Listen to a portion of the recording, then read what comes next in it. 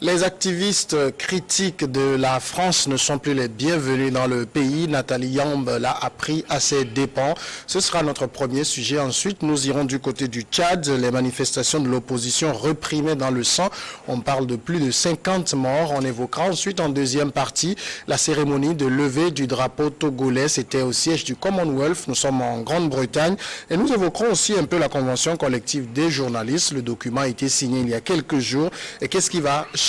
Pour évoquer ces sujets, ce samedi 22 octobre 2022, mes deux invités, c'est Spero Maoulé. Il est le président du groupe d'action pour la gouvernance et la démocratie, le GAGD. Spero Maoulé, bonsoir. Bonsoir Samuel, bonsoir Constant. Et merci à vous d'accepter notre invitation. C'est un plaisir. Et face à vous, vous l'avez dit, Constant Lemou, analyste politique. Bonsoir Constant. Bonsoir Samuel, bonsoir Spero.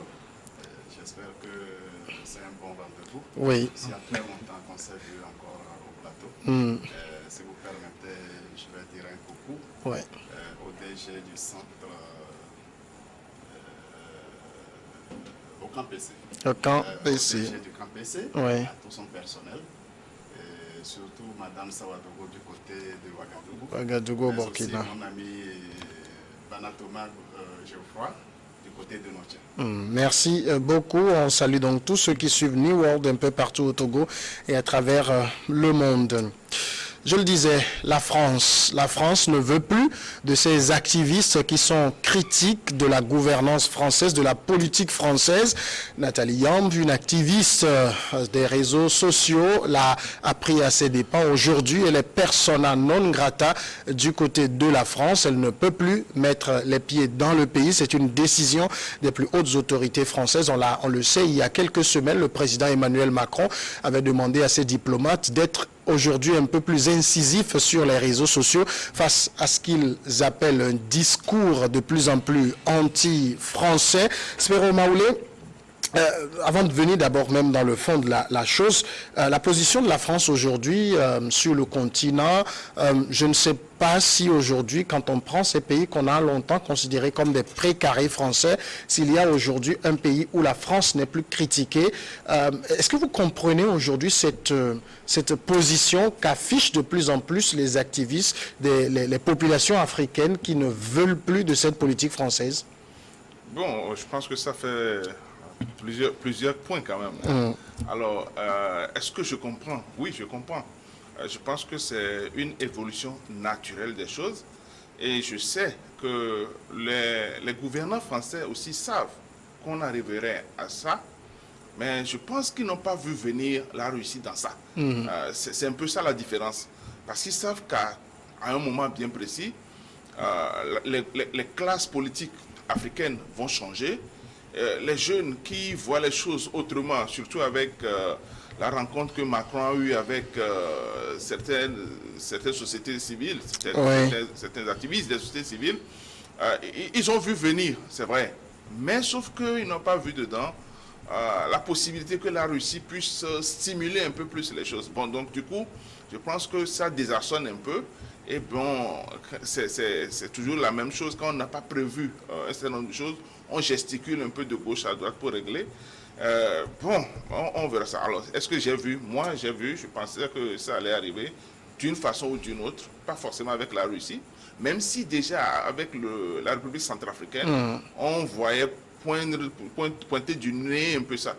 Bon, maintenant, est-ce qu'il existe encore un pays francophone africain qui ne soit pas critique à l'endroit de la France? Je crois qu'il faut relativiser. C'est les populations qui sont peut-être contre les gouvernants français, pas contre la France forcément, contre les gouvernants français, mais il y a toujours les politiques qui sont toujours alignés sur la France, notamment le Tchad, le Sénégal aussi, le Niger, le Bénin et autres, qui sont toujours, la Côte d'Ivoire, ça il ne faut pas l'oublier, c'est vrai, qui sont toujours alignés en tant que politique, mais les populations sont en désaccord pour deux raisons. La première raison, c'est ce que les populations ressentent véritablement, et la deuxième raison, c'est les résultats des réseaux sociaux qui inondent les informations de suffisamment d'informations anti-françaises ou anti-gouvernement français, quel que soit le cas. Et c'est ce qui fait que aujourd'hui, la France est c'est même plus semble. La France est critiquée un peu partout en Afrique. Constant Lemo, je pense que Spero Maoulé évoquait un peu le rôle de la Russie. Est-ce qu'on peut considérer que dans ce sentiment anti-politique française, parce qu'il faut faire la part des choses, la Russie a joué un rôle ou c'est juste un phénomène qui devait arriver, c'est pour ça que c'est arrivé? À mon avis, les critiques à l'endroit de la politique française, surtout la France-Afrique, est normale. C'est l'aboutissement de tout un cheminement depuis les années des indépendances. 60 ans à tourner en rond, on ne peut pas enfermer un peuple éternellement. Les générations nouvelles ne sont pas celles des années 60 ou 70. Aujourd'hui, le monde est suffisamment ouvert, tout le monde est informé, du moins ceux qui veulent l'être. Et la question de la Russie, je ne vois pas la Russie s'inviter, mais je pense que c'est la France elle-même qui a invité la Russie dans ce débat. C'est la France elle-même qui a fait la publicité de la Russie en cherchant à la contester dans la géopolitique en Afrique. Alors, je dis que la France Il faut rapprocher un peu le micro. Que la France se plaigne que certains Africains ou des activistes africains fassent la publicité ou préfèrent la politique russe vis-à-vis de l'Afrique. Franchement, cette politique, elle n'est pas encore définie. Je ne la vois pas encore, sauf quelques interventions militaires russes en Mali, en qui Centrafrique. ont sollicité l'intervention russe, ce qu'a contesté naturellement la France et ce qui a fait la publicité de la Russie auprès des populations. Sinon, je dis, c'est la France qui a, ou du moins c'est les politiques français, ont le résultat ou le revers de la médaille qu'ils ont eux-mêmes préparé. Aujourd'hui, on a vu un peu la réaction de la France. On a vu le cas de Nathalie Yamb, on l'évoquait. Vous pensez que c'est juste une réaction, on peut considérer comme disproportionnée? Non, non, non, pas du tout. Pas du tout. Alors, d'abord, je pense que la France a compris maintenant que ses intérêts sont tout à fait menacés. Il est clair qu'il y a la Centrafrique, il y a le Mali, et on sent le Burkina Faso qui veut, mais qui ne se prononce pas encore tout à fait clairement. Et donc, la France est en train de perdre du terrain. Ça, par les alliances avec la Russie. Mais en dehors de ça, il y a les pays africains eux-mêmes, à travers les populations, qui manifestent leur mécontentement. Donc, la France perd du terrain. Alors, est-ce que ça suffit pour chasser les activistes? Pas forcément. Mais sauf qu'il y a deux choses. Et je pense que les activistes eux-mêmes doivent être assez conséquents avec eux-mêmes. Vous voyez, là, un pays, quel que soit le sentiment que vous avez contre le pays a ses emblèmes qu'il faut respecter. Lorsque, par exemple, je dis je ne suis pas d'accord avec le gouvernement togolais, c'est mon droit tout à fait normal. Et le gouvernement togolais ne peut pas me demander de quitter le Togo parce que je ne suis pas d'accord. Et ça, on va crier que c'est des atteintes aux droits de l'homme. Bon, maintenant, par contre, si je me mets à brûler le drapeau du Togo, là, il y a un problème parce que je m'attaque directement au Togo même. Puisque c'est les emblèmes, puisque c'est les représentations du pays. Et donc, quand ces activistes-là commencent par brûler les effigies, les emblèmes, ou alors donnent des mots d'ordre pour qu'on fasse ça, je pense que la France ou n'importe quel pays se trouverait alors en droit de vous demander de ne plus venir sur le sol, sur ce sol-là. Et maintenant, vous-même, si vous êtes tellement contre le pays au point de brûler le drapeau, je ne vois pas pourquoi vous voulez aller là-bas. Il faut être conséquent avec soi. Si je rejette quelque chose, je rejette avec tous les accessoires de la chose. Si vous dites que vous n'êtes pas d'accord avec la politique française, il n'y a pas de problème. Et c'est tout à fait démocratique. Mais par contre, ne commencez pas par brûler les choses. Ne commencez pas par inciter les gens à brûler ce qui est le symbole de ces pays-là. Donc si vous le faites, c'est que vous êtes contre le pays et il faut que le pays puisse se défendre. Maintenant, il est clair que la France exagère, je ne dirais pas, mais la France est obligée de mettre un peu les pieds partout parce que la France n'a pas prévu un certain nombre de phénomènes liés d'abord à la guerre avec l'Ukraine et ensuite avec les attaques sur les réseaux sociaux en lien avec ça, parce qu'on a dit que les activistes ont pratiquement des acquaintances avec la Russie, ce qui n'est pas forcément à démontrer. Mais aujourd'hui, on ne se cache plus. La France sait que sur le sol africain, la France a un ennemi, c'est la Russie. La France a toujours clamé très longtemps être un pays de droits de l'homme, un pays de démocratie. Aujourd'hui, commencer par interdire l'entrée sur son territoire à des citoyens parce que ceux-ci sont critiques de sa politique, est-ce que vous pensez que cette réaction, cette manière de se montrer offensive est la meilleure pour elle? Je pense que cette attitude de la France exprime clairement que les lumières s'éteignent sur les Champs-Élysées et sur la tour Eiffel. Le siècle des Lumières est terminé. La France a fait dos à ce qui a fait sa valeur jusqu'à présent. Liberté d'expression. J'ai pensé que les valeurs démocratiques étaient universelles, mais la France vient de nous démontrer par plusieurs actes aussi politiques en Afrique, à l'endroit des pays comme à l'endroit des individus ciblés, comme ces activistes, Nathalie Yamé, l'autre Nigérien, à qui on vient de refuser le visa. Le visa. Il a promis. On a suspendu son. À l'ambassade, au consulat de France au Niger pour comprendre les raisons. Eh bien, je pense que les Français comprennent de mieux en mieux quelle politique les dirigeants mènent à travers le monde pour les nourrir. Ils comprennent également que les Africains, surtout, ont désormais pris conscience que la France tourne l'Afrique francophone en rond, puisqu'on n'a pas du tout progressé de 1960 jusqu'à nos jours, on n'a pas du tout progressé avec la politique française, la France-Afrique. Et aujourd'hui, je ne crois pas que les générations nouvelles soient encore disponibles pour suivre le même tour en rond. Alors, que les dirigeants français durcissent le ton avec les activistes qui expriment leur ras-le-bol ou qui sensibilisent à ce que chaque Africain prenne sur lui la responsabilité de s'autogérer ou du moins réclamer la souveraineté des pays africains. Je pense que la France est en train de voir, ou du moins les dirigeants français sont en train de voir leurs intérêts mis en jeu. Elle a toujours exploité les pays impunément, mais de plus en plus, elle est contestée. Les entreprises françaises vont prendre sûrement le coup et c'est la France qui va progressivement avoir faim. Encore dans cette guerre qui oppose la Russie à l'Ukraine,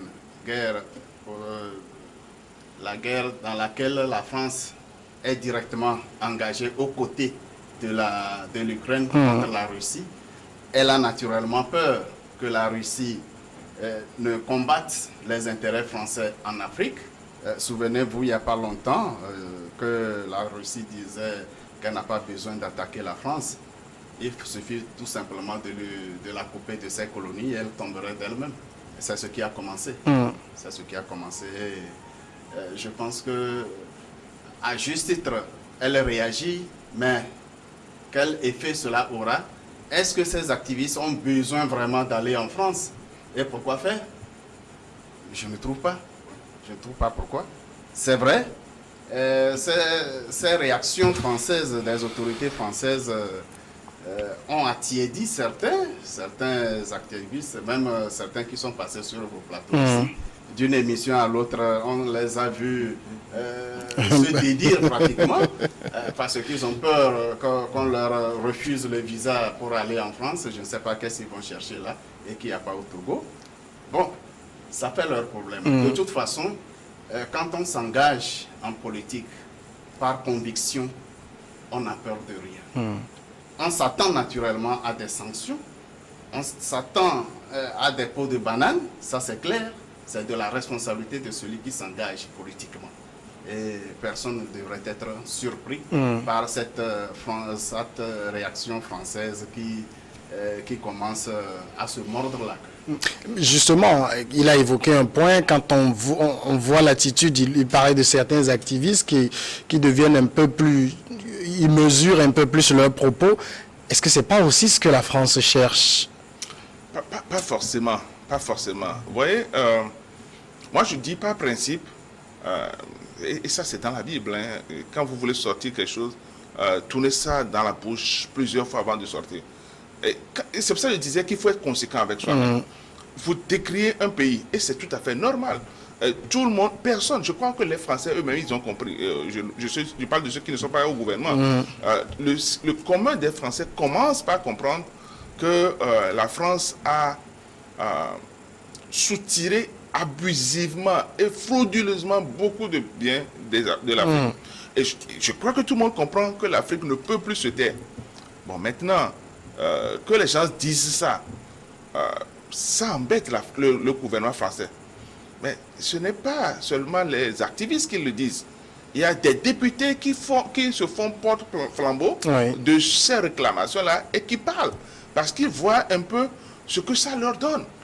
Prenez tout l'argent qui a été déployé, bon, même s'ils ont un retour plus sur financement, en pompant le pétrole des pays africains, l'or et tout ça là, mais prenez tout ce que ça donne en gâchis, en vie humaine, parce que le gouvernement français a décidé d'envoyer les militaires en Afrique. Et donc, tout le monde, il y a plusieurs personnes qui vont faire des reproches à la France. Mais le gouvernement français a la facilité de dire que c'est parce que vous faites alliance avec la Russie.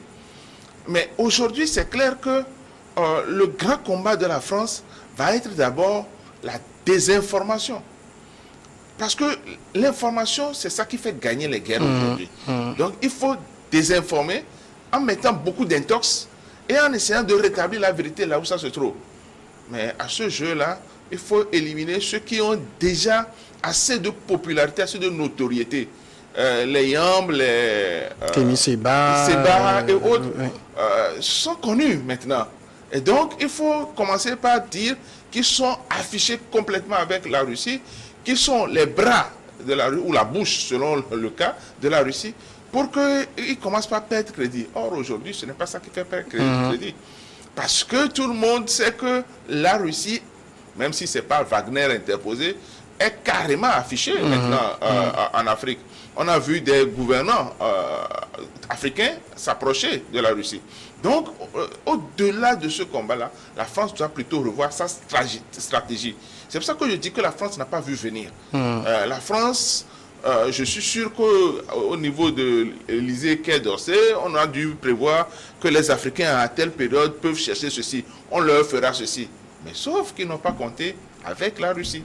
Et la Russie cherche ses intérêts. Maintenant, il faut quand même dire que ce n'est pas forcément une bonne chose pour nous, la Russie non plus. Et ça, moi je le dis, rien ne nous prouve que la Russie va nous aider sans qu'on y perde. Mais au moins, c'est l'opportunité de rompre d'abord avec quelque chose pour certains pays. Mais pour d'autres, il faut chercher. J'ai vu des gouvernants africains, francophones, chercher déjà leur sort ailleurs. J'ai vu le Gabon, j'ai vu le Togo aller dans le Commonwealth. Il y a des possibilités. Je pense que les États-Unis aussi doivent réfléchir à voir comment faire ces alliances, mais en faisant attention à ne pas casser l'OTAN. Et donc, le climat géopolitique aujourd'hui est un peu ambigu. Et je pense que Poutine doit sourire dans sa barbe s'il en avait. Parce qu'il a réussi à bouleverser complètement tout l'ordre qui existait jusqu'à maintenant depuis 2000, enfin depuis 1900, la chute du mur de Berlin jusqu'à maintenant, Poutine a tout remis en question.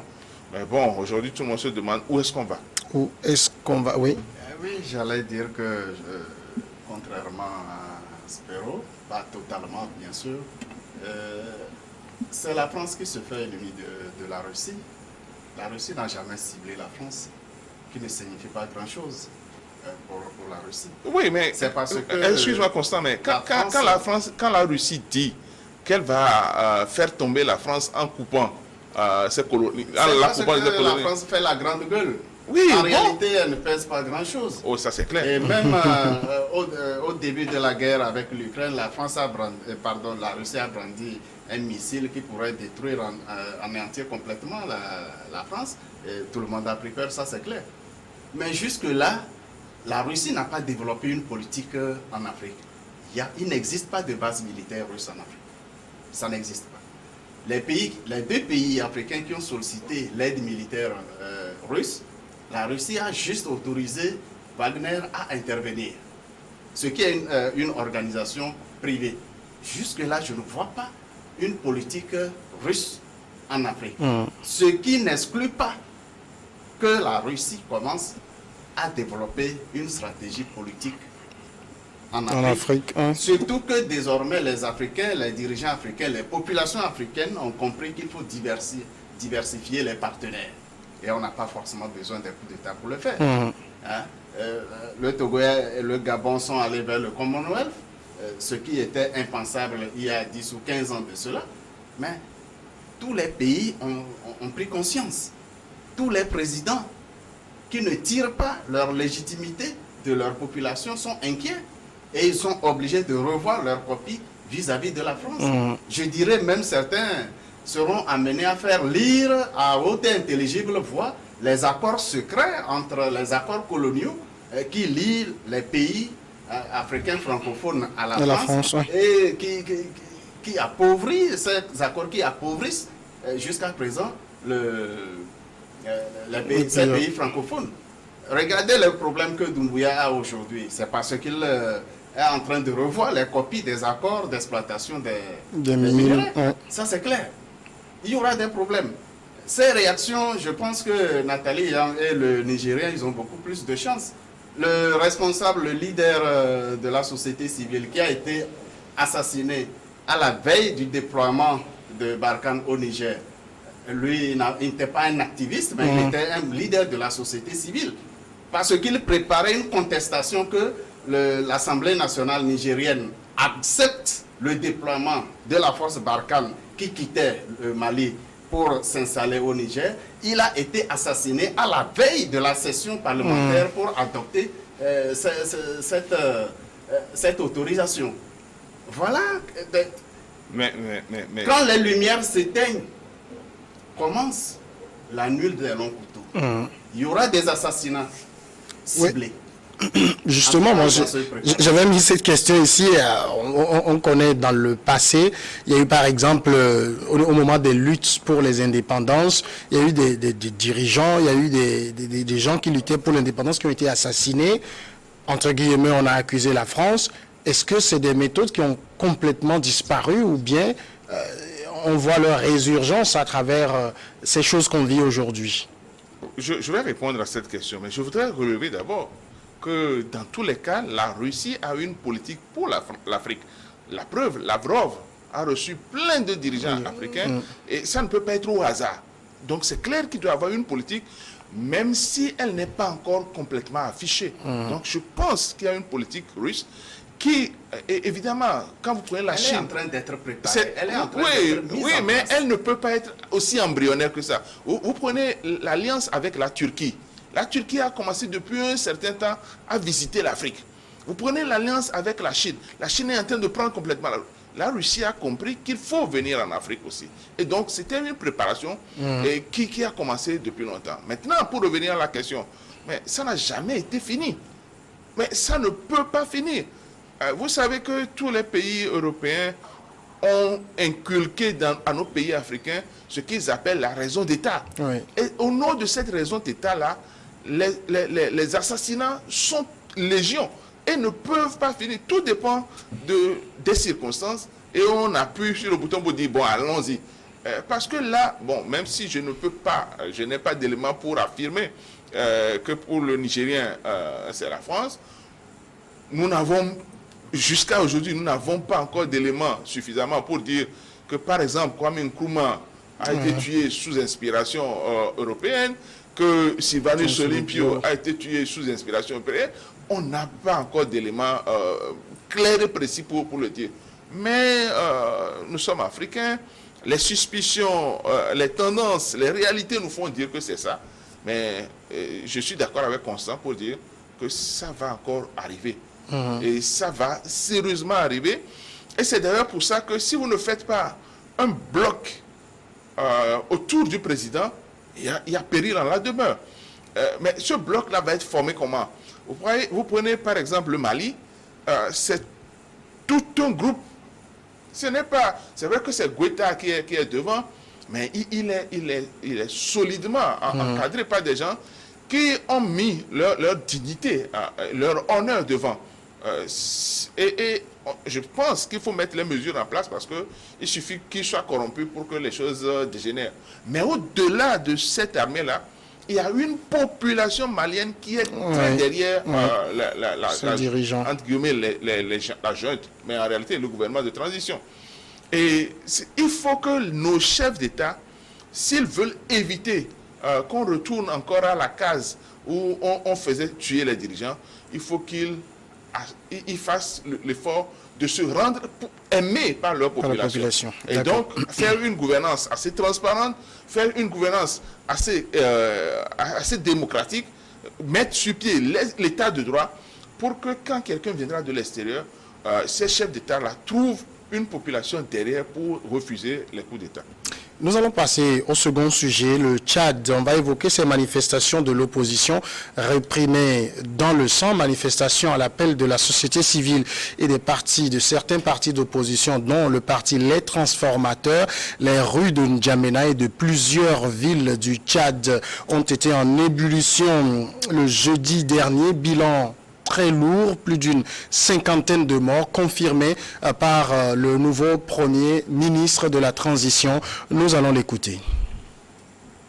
Ces insurgés portent la lourde responsabilité d'une cinquantaine de morts, surtout à N'Djamena, mais aussi à Moundou, Doba et Koumra.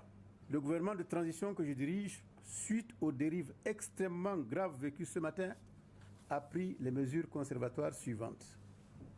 L'instauration d'un couvre-feu de 18h à 6h du matin jusqu'au rétablissement total de l'ordre à N'Djamena, à Moundou, à Doba et à Koumra.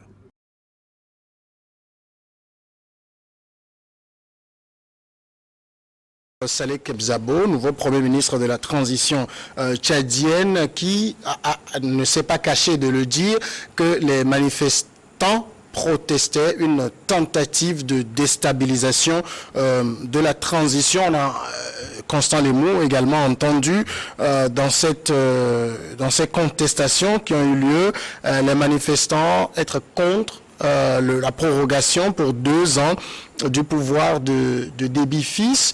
On a également vu des manifestants être contre la politique française. Finalement, la réaction des autorités tchadiennes, en une seule journée, plus d'une cinquantaine de morts.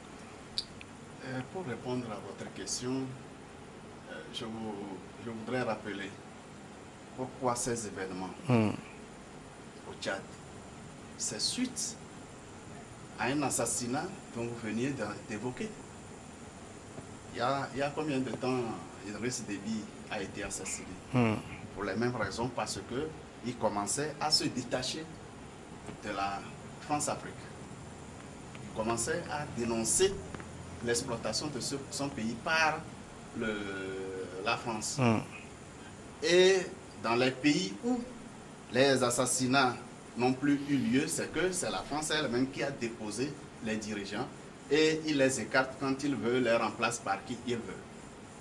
Là, il n'y a pas d'assassinat, mais les leaders politiques ou des intellectuels qui amènent les populations à prendre conscience de cette exploitation de l'Afrique par l'Occident, eh bien, ces assassinats ont toujours continué par des empoisonnements, par des accidents montés de toutes pièces, par des balles perdues. Je parlais du leader de la société civile qui a été appelé alors qu'il venait de présider une réunion. Il sort et on le retrouve tué, calciné dans sa voiture. Ça, ce sont des assassinats et ça continue. Sauf que ce ne sont pas des chefs d'État. Maintenant, ce qui est arrivé au Tchad, en N'Djamena, avec une cinquantaine de morts, rappelons ce que Idriss Déby a dit. Il n'a jamais connu de bonheur. Oui. Parce qu'il a passé toute sa vie dans la guerre, sur le front. Et quand il parle de ça, en réalité, c'est l'histoire du peuple tchadien. Le peuple tchadien a été toujours sous tension, dans le crépitement des armes. L'hymne national tchadien, c'est le crépitement des armes. Alors, qu'il y ait 50 morts, c'est affreux. Mais ça ne surprend personne. Parce que le Tchad, ou au Tchad, il y a toujours cette prolifération des armes. Chaque groupe, chaque milice cherche toujours à s'armer. Et le Tchad n'est pas loin de la Libye, d'où rentrent les armes de tout calibre. Et les gens s'en achètent. Mais ce qui est surprenant, surtout dans la violence de ces manifestations, c'est que ça suit des jours de dialogue où on a vu des leaders historiques de rébellion rentrer, tout le monde s'est donné les accolades. J'en viens. Au cours de la manifestation, l'armée a tiré. Et les civils, ou du moins les manifestants qui avaient des armes ont riposté, ce qui a occasionné des morts de toutes parts. Ça ne surprend personne parce que le Tchad est suffisamment armé de n'importe quelle manière. Maintenant, pourquoi la manifestation au lendemain du dialogue, rencontre qui se dit une rencontre de consensus?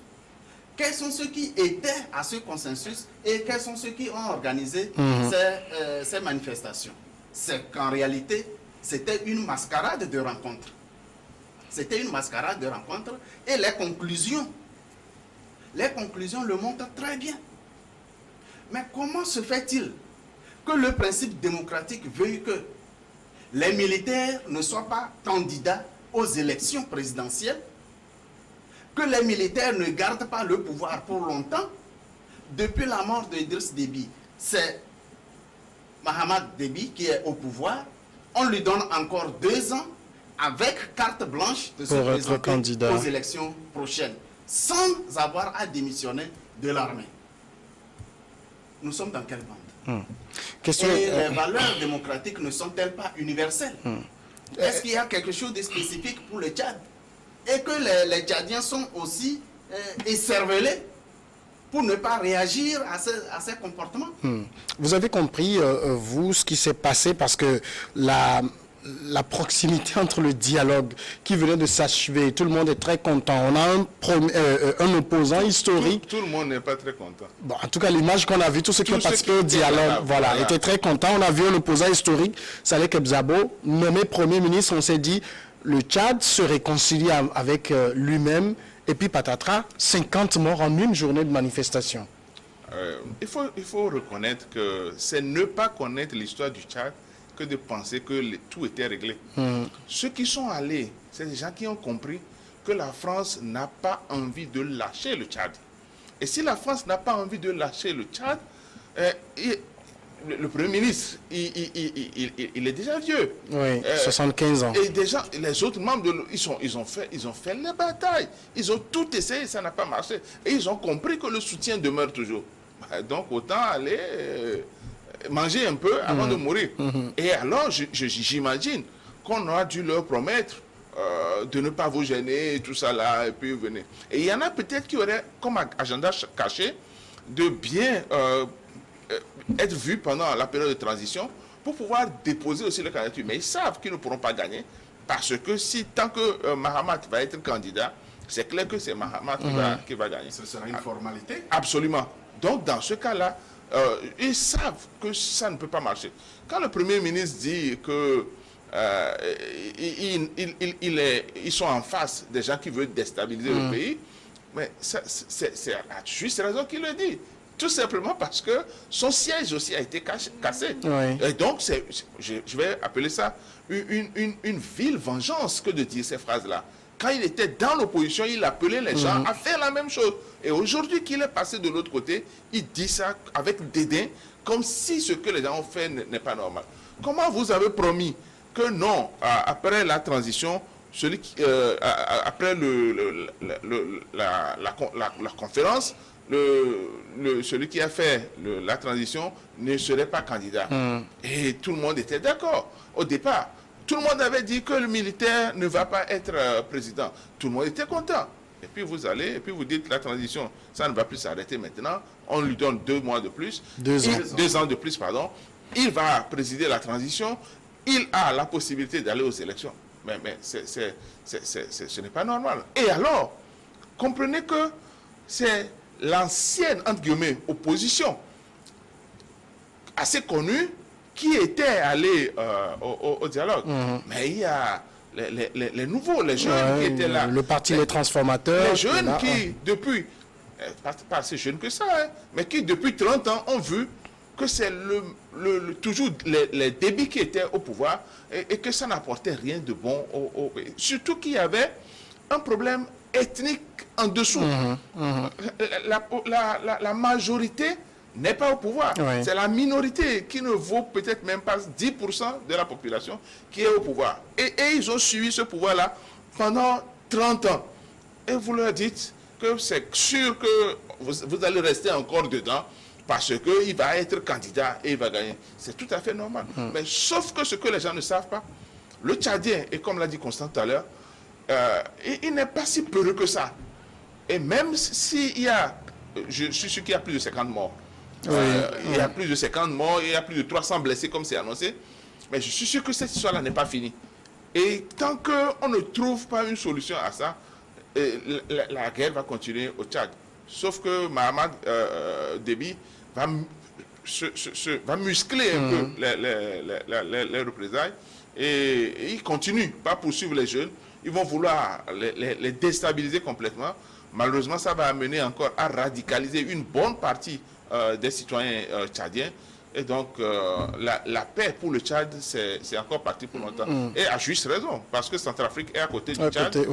Il ne faut pas que Centrafrique contamine le Tchad. La solution que le Premier ministre a trouvée pour ramener le calme, c'est d'instaurer un état, enfin, un couvre-feu, et puis d'interdire les activités de ces organisations de la société civile et des partis politiques pour 3 mois. C'est difficile à imaginer de la part de Saleh Kebzabo, l'opposant historique. Mais quand vous dites opposant historique, c'est un collaborateur d'Idriss Déby, d'abord. Oui, avant de passer dans l'opposition. Et quand il dit opposant, où est-ce qu'il vivait? C'était en France. Et il est revenu à la faveur de la France, qui veut réconcilier une certaine classe politique pour lui confier la suite de la gestion d'après Déby. C'est de cela qu'il s'agit. Ce n'est pas pour rien que le président français s'est déplacé pour installer au pouvoir un général au mépris de la constitution du pays. Et quand on quitte complètement les principes constitutionnels dans un système démocratique pour s'enfermer dans ce système qu'on a de la peine à nommer, vous comprenez que les populations ne seront jamais d'accord. Je l'ai dit tantôt, les chefs d'État qui n'ont pas l'adhésion de leur population, qui n'ont pas la légitimité de leur pouvoir, je veux dire les chefs d'État qui ont le pouvoir par la faveur de la France, eh bien, ils doivent comprendre qu'ils ne gouvernent pas. Ils servent seulement les intérêts du colon qui continue d'exploiter leur pays tout simplement. Mais s'ils veulent être présidents de leur pays, s'ils veulent avoir l'adhésion populaire, alors qu'ils écoutent la population. Au risque d'être déposés. Aujourd'hui, s'ils se sentent citoyens de leur pays, ils devraient se départir de protéger les intérêts étrangers et pour écouter leur population. Mais si un président n'est plus désiré par son pays, par sa population, et qu'on veut quelqu'un d'autre à sa place, si c'est un citoyen, il ne trouve pas d'inconvénient de céder le pouvoir. Mais s'il est au pouvoir par une autre volonté que celle de la population, il va naturellement s'accrocher, massacrer la population, comme on vient de le voir au Tchad. Alors, dans le cadre de ce qui s'est passé, la France s'est empressée de dire qu'elle n'avait rien à voir avec la situation, que c'est un problème entre Tchadiens. Vous croyez?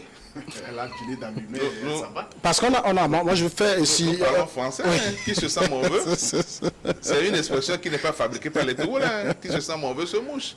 Qui est en train de l'accuser? Personne. En dehors, mais c'est tout à fait normal que les gens vont dire. Mais si elle ne se sent pas intéressée, pour qu'elle parte. Mais de toutes les façons, c'est clair que même si elle n'a pas cautionné la répression, mais la répression est venue de quelque chose qui l'a cautionné. Parce que en quittant rapidement la France pour aller permettre l'installation au pouvoir de Déby, tout ce qui va arriver de mal aujourd'hui, c'est la France. Et donc je crois que on n'a pas à dire, ce n'est pas en prenant les armes avec l'armée tchadienne pour tirer qu'on va dire que la France a collaboré. Même si elle n'est pas d'accord sur les tueries, elle est de façon indirecte la personne qui a amené les tueries. Je dirais de façon directe, c'est la France qui a tout préparé.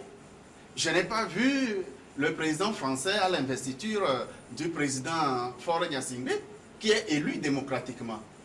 Mais j'ai vu le président Macron aller à l'investiture d'un coup de force. Et elle dit qu'elle n'est pas responsable. Alors qui est responsable? Qui la France voudrait qu'on désigne comme responsable? La Russie? Je ne comprends pas. La duplicité de la politique française. On prépare tout ce qui peut être tout le mal pour une population et après on dit ce n'est pas nous. C'est qui alors? Moi je maintiens quand même que de façon directe, on n'a pas de preuve que c'est la France qui a amené la répression. Mais par contre, si la France n'avait pas donné son soutien, aussi bien après le décès de Déby, aussi bien dans cette mascarade de conférence avec Transition, s'il n'y avait pas le soutien jusqu'à ce niveau-là, on n'aurait pas eu ça. Parce que c'est parce qu'il y a eu le soutien que la population s'est soulevée qu'on a tiré sur les gens. Donc c'est de façon indirecte pour moi, jusqu'à ce qu'on démontre que c'est carrément direct. Je pense que la France est responsable. Si vous permettez, on va marquer la pause, le temps pour nous de suivre le journal pour une dizaine de minutes.